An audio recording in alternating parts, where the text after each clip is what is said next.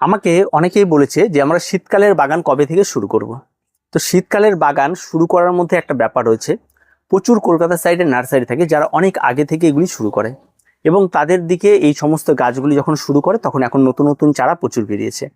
যারা আর কি লাগাতে চান, বিশেষ করে নতুন বাগানীদের আমি বলবো না, যারা পুরনো বাগানি রয়েছেন, যারা দীর্ঘদিন ধরে গাছ করে আসছেন, তাদেরকে বলার কিছু নেই। তারা অলরেডি হয়তো বিভিন্ন ধরনের চারা কিনে বসানো শুরু করে দিয়েছে। তো এই সময় যারা চারা বসানোবেন তাদের দুটো জিনিস কিন্তু খুব মাস্ট। একটা হচ্ছে শেড জায়গা অবশ্যই লাগবে আপনার ছাদ বাগানে। শেড যেখানটা আপনার গাছগুলি থাকবে সেরকম একটা শেডি জায়গা লাগবে। 2 নম্বর হচ্ছে প্রচন্ড গরম, সেই গরমের হাত থেকে বাঁচানোর জন্য আপনার কিন্তু এই শেডের কিন্তু আবার প্রয়োজন রয়েছে।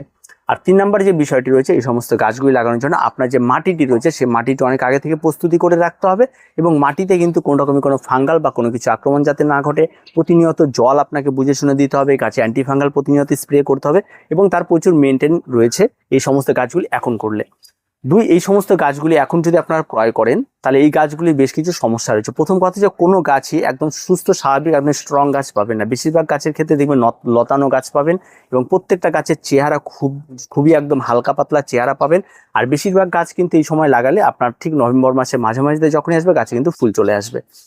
এই সমস্যাটি কিন্তু দেখা দেবে। যারা নতুন বাগানি তাদের ক্ষেত্রে এই সময় কিন্তু গাছ করাটা বেশিরভাগ ক্ষেত্রে রিস্কি দাঁড়িয়ে যাবে, এবং বেশিরভাগ ক্ষেত্রে বাগানি কিন্তু পারবেন না এই সময় গাছ করা।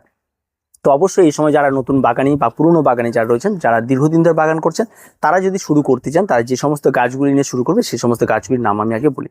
আপনারা শুরু করুন দেশি ভোলা গাঁদা যেটাকে বলে, বা আপনারা রক্ত গাঁদা। এই দুটো ভ্যারাইটির গাঁদা আগে আপনারা লাগিয়ে ফেলুন এই সময়, কারণ এই গাছগুলি চট করে গরম বা কোনো কিছুতে নষ্ট হয় না, এবং এদেরকে ঝাড় করার একটা বিষয় থাকে। তাহলে এখন আপনারা এই গাছ দুটি লাগিয়ে ফেলুন।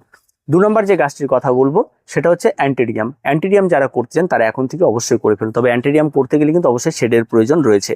অ্যান্টেরিয়ামের ক্ষেত্রে কিন্তু অবশ্যই শেড লাগবে, এবং সেটা যদি আপনারা এখন লাগিয়ে ফেলেন তাহলে বেশ কিছু সময় পাবেন, গাছ আপনার অনেক ঝাড় হবে এবং গাছ কিন্তু অনেক ভালো হবে। তবে এই ঝাড়টা করাটা এটা কিন্তু নতুন বাগানের পক্ষে খুবই কষ্টকর। যারা পুরনো বাগানে রয়েছেন, তারা দীর্ঘদিন ধরে যারা বাগান করছেন, তাদের পক্ষে এটা কিন্তু সম্ভব। 3 নম্বর যে গাছটা হচ্ছে সেটা হচ্ছে মাছি গাঁদা। যাদের কাছে পুরনো মাছি গাঁদা রয়েছে তারা কাটিং থেকে চারা তৈরি করে আপনারা বসিয়ে দিতে পারেন, বা যাদের কাছে এখন নেই তো নেই, বা যদি বীজ থেকে চারা তৈরি পান তাহলে সেগুলো আপনারা বসিয়ে দিতে পারেন। সেই মাছি গাঁদার ক্ষেত্রেও কিন্তু খুব রিস্কি, যখন তখন গোড়া পচে যেতে পারে, এই সমস্যাটি দেখা দিতে পারে, বা গাছটির ঠ্যানঠ্যানা লম্বাটে চারা পাওয়া যায়, তাতে গাছের গঠন ঠিক আসে না, এই সমস্যাগুলি দেখা দিতে পারে। তো এই গাছগুলি আপনারা করতে পারেন। ডেনথাস একটা গাছ রয়েছে যে গাছটি আপনারা এই সময় করতে পারেন, এবং আরও অনেক বেশ কিছু শীতকালীন গাছ রয়েছে। পিটুনিয়া অনেকেই শুরু করে দেয়, এবং আমিও গত বছর অনেক আগে থেকে শুরু করেছিলাম, যার জন্য আমার গাছে নভেম্বর মাস থেকে মোটামুটিভাবে প্রত্যেকটা গাছে ফুল ছিলই। তো তখন করতে গিয়ে আমি বেশ কিছু অভিজ্ঞতা আমার হয়েছিল যে এই সময় গাছ করতে গেলে গাছের পেছনে অনেক বেশি সময় দিতে হয়, অনেক বেশি পরিশ্রম করতে হয়, অনেক ব্যয় করতে হয়, এই ব্যাপারগুলি থাকে। চারা কিনতে গেলে অনেক বেশি দাম নিয়ে নেয়। তো যারা নতুন বাগানে রয়েছেন তাদের এই সময় এই সমস্ত কিছু করার একেবারে প্রয়োজন নেই। আর যারা মোটামুটি 3-4 বছর ধরে গাছ করছেন, মনে হয়েছে এবছর অনেক আগে থেকে শুরু করবেন, তারা এই সহজ সহজ গাছগুলি দিয়ে শুরু করুন। অন্যথায় কোনো গাছ নেবেন না। পিটুনিয়ার দিকে একদমই রিস্ক নেবেন না, কারণ পিটুনিয়ার চারা পাওয়া গেলে কিন্তু পিটুনিয়াকে কিন্তু মানুষ করাটা অনেকটাই কষ্টকর হয়ে দাঁড়িয়ে যাবে।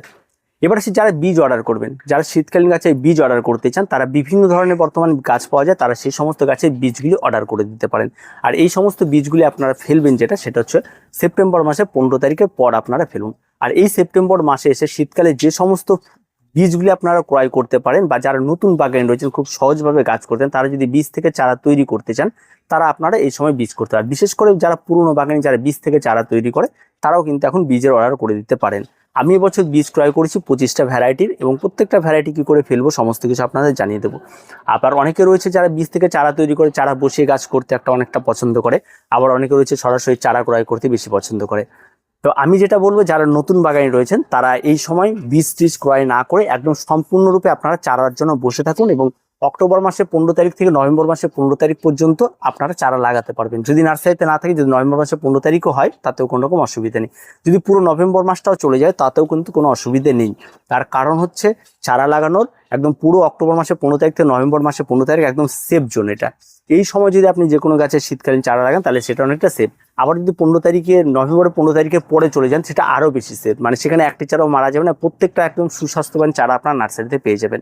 কারণ সেই সময় একটা ঠান্ডা ভাব চলে আসে, কুয়াশা তৈরি হয়, সেই সময় এটা চলে আসে। যারা নতুন বাগানে রয়েছে তাদেরকে অনুরোধ করব, এখন থেকে গাছ লাগানোর বিষয়টা একদম মাথা থেকে উড়িয়ে দিন। আপনারা যারা নতুন, যারা ভাবছেন যে প্রথম বছর কাজ করবেন, তারা একদম নভেম্বর মাসে 15 তারিখ থেকে স্টার্ট করুন, বা 1 তারিখ থেকে স্টার্ট করুন। যেহেতু ওয়েদারটা বুঝুন যে ঠান্ডা ঠান্ডা পড়ছে, কুয়াশা পড়ছে, বা বৃষ্টি আর হওয়ার সম্ভাবনা নেই, এই ব্যাপারটা কিন্তু মেনে তারপর আপনারা করুন। আর একটা বিষয় রয়েছে সেটা হচ্ছে নতুন বাগানে যারা মনে করছে আমরা বীজ থেকে চারা তৈরি করব তারপর আমরা লাগাবো, তাদেরকেও বলবো বীজ কেনার কোনো প্রয়োজন নেই। কারণ বেশিরভাগ ক্ষেত্রে বীজ কোম্পানিগুলো আমরা অনলাইনে অর্ডার করলে দেখা যায় বেশিরভাগ ক্ষেত্রে বীজগুলি ভুয়া চলে আসে।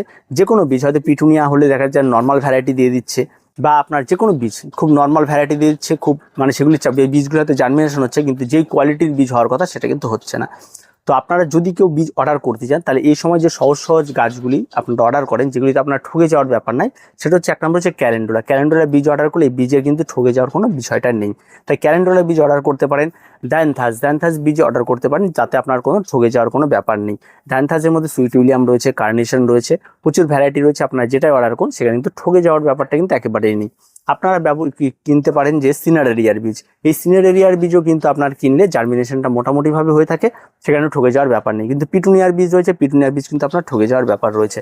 আর প্রত্যেকটা ভ্যারাইটির গাছ যেগুলি রয়েছে সেগুলি কিন্তু প্রত্যেকটা কিন্তু দুটো করে ভ্যারাইটি, একটা নর্মাল ভ্যারাইটি, একটা হাইব্রিড ভ্যারাইটি হয়। তো বেশিরভাগ ক্ষেত্রে দেখানো হয় ছবিতে হাইব্রিড এবং দিয়ে দেওয়া হয় নর্মাল। তো এই বিষয়গুলি কিন্তু আপনাদেরকে জানতে হবে, তবেই কিন্তু আপনার এই বিষয়গুলি জেনে তারপর অর্ডার করবেন। বেশিরভাগ ক্ষেত্রে আমাদের হাইব্রিডটাই দেখাবে এবং পরবর্তীতে বীজ ফেললে এই নর্মাল ভ্যারাইটি। তো এই বীজের এই ব্যাপারটার জন্য আমার ভালো লাগে না আর বীজ থেকে চারা তৈরি করতে। বেশিরভাগ ক্ষেত্রেই মনে হয় যেন নতুন যারা বাগানি শুরু করে তার নার্সারি থেকে চারা ক্রয় করে নিয়ে আসি একটু অপেক্ষা করার পরে। এবার আপনার যে বীজটি আপনারা ফেলতে পারবেন সেটা হচ্ছে হলিহকের ক্ষেত্রেও তাই, আপনার ডবল পাওয়া যেতে পারে বা সিঙ্গেল পাওয়া যেতে পারে। সেক্ষেত্রে বীজ কিন্তু মানে নষ্ট হওয়ার প্রবণতাটা একেবারেই কম। পপি রয়েছে, পপির বেশ কিছু ভ্যারাইটি রয়েছে, সেগুলি আপনারা ক্রয় করে ফেলতে পারেন। তো এই সহজ সহজ বীজগুলি আপনারা অর্ডার করে দিতে পারেন। আর নতুন বাগানীদের ক্ষেত্রে এই সমস্ত কাজ করে একেবারেই সহজ, এতে কোনো রকম কোনো কঠিন কিছু নেই। আইস প্ল্যান্ট আপনারা বীজ ফেলতে পারেন, সেটাও খুব সহজভাবে হয়ে থাকে। তো এই ধরনের কাজগুলি আপনারা করতে পারবেন, তাতে কোনো রকম কোনো অসুবিধা হবে না। আর শীতকালে প্রচুর পরিমাণ সবজির গাছ হয়ে থাকে, যেমন ক্যাপসিকাম বা সবজির বীজ। আমরা আগে একটা ভিডিও করেছি, সবজি যারা করেন তাদের বীজগুলি এখন ফেলে দেন, সবজির বীজ থেকে চারা তৈরি করে নিতে পারে। কারণ সবজির বীজটা অ্যাভেলেবেল যে কোনো স্টোরে ভালো বীজ পাওয়া যায়, আর ফুলের বীজটা সেটা অ্যাভেলেবেল পাওয়া যায় না, সেটার ক্ষেত্রে অনেক সমস্যা তৈরি হয়। এবার তো স্বাভাবিকভাবে আপনারা বুঝতে পারছেন যারা নতুন বাগানি তারা সম্পূর্ণরূপে একদম শুরু করুন নভেম্বর মাসের 1 তারিখ থেকে বা 15 তারিখের পর থেকে। এই দুটো অপশন আপনাদের কাছে আছে। আর সবচেয়ে ভালো হয় যদি আপনারা বুঝতে পারেন যে গরমটা একটু কমুক তারপর আমরা গাছটা করব, তাহলে বেশ ভালো হয়। তাতে কিন্তু গাছের সেফ সাইড থাকে।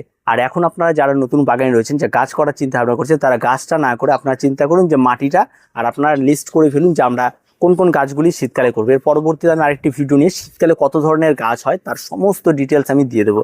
আপনারা যে সমস্ত গাছগুলি একেবারে সহজ সেইগুলি আমি প্রথম অবস্থায় রাখবো, তারপর থেকে একটু কঠিন সেগুলি পরে রাখবো। এরকম করে প্রচুর গাছ আমি নাম বলে দেবো, আপনারা সেই সমস্ত গাছগুলি আপনারা শীতকালে করার জন্য রেডি হতে পারেন এবং সেখান থেকে আপনারা একটা লিস্টেড করে রাখতে পারেন। আর যারা বীজ ফেলবেন তারা 15 তারিখের পর থেকে স্টার্ট করবে। বীজ কি করে ফেলবেন তার সমস্ত কিছু আমি 15 তারিখের পর থেকে ফেলা শুরু করবো এবং তার ভিডিও আপনারা প্রত্যেকটা ভিডিও আপনারা পেয়ে যাবেন। কারণ আমি বেশিরভাগ ক্ষেত্রে বীজগুলি ফেলি যারা নতুন বাগান করতে চান এবং বীজ কি করে ফেলবে তা জানতে চান তাদের জন্য করি। আর নতুন যারা বাগানি তাদেরকে আমি বলবো চারা ক্রয় করে আপনারা করুন। তো এই শীতকালে এই ব্যাপারগুলো অবশ্যই আপনারা মেনে চলুন, এত হুড়পাড় করবেন না। কারণ বৃষ্টি রয়েছে, শেড নাই, তাতে কিন্তু সমস্যা হতে পারে। বীজ ফেললেও কিন্তু বীজের জন্য কিন্তু অবশ্যই বীজতলাটা শেডের নিচে থাকতে হবে, তা নইলে কিন্তু একেবারে সব নষ্ট হবে। তাই অবশ্যই আপনারা এই সময় আপনাদের কাছে অনুরোধ রইল, আপনারা এই সময় যারা নতুন বাগান করতে চান তার একটু ধৈর্য ধরুন, একটু অপেক্ষা করুন। অন্যথায় প্রচুর নার্সারিতে প্রচুর চারা বিক্রি হচ্ছে, এই সমস্ত চারাগুলি কিনে টাকা পয়সা নষ্ট করবে না, কারণ এখন চারা সবচেয়ে বেশি দাম নেবে। আর গাছের করার অনেক সময় রয়েছে, একটু ধৈর্য ধরুন। আর পরবর্তীতে আমি শীতকালে কোন কোন গাছ আপনারা পার্টিকুলার করতে চান এবং সেই সমস্ত গাছের সমস্ত লিস্টগুলি, অন্তত যত গাছ হয় আমি সমস্ত গাছ বলে দেবো, কোনটা সহজভাবে হয়, কোনটা মোটামুটি একটু পরিশ্রম করতে হয়, কোন গাছগুলি অনেক মানে দক্ষতার সঙ্গে করতে হয়, এই সমস্ত বিষয় নিয়ে আগামীতে আপনাদের গাছের এবং হ্যাঙ্গিংয়ে কী রয়েছে সমস্ত কিছু নিয়ে। তো ভিডিওটি আজকে এ পর্যন্ত। ভিডিওটি ভালো লাগলে অবশ্যই লাইক, শেয়ার এবং কমেন্ট করুন আর চ্যানেলটিকে সাবস্ক্রাইব করে রাখুন।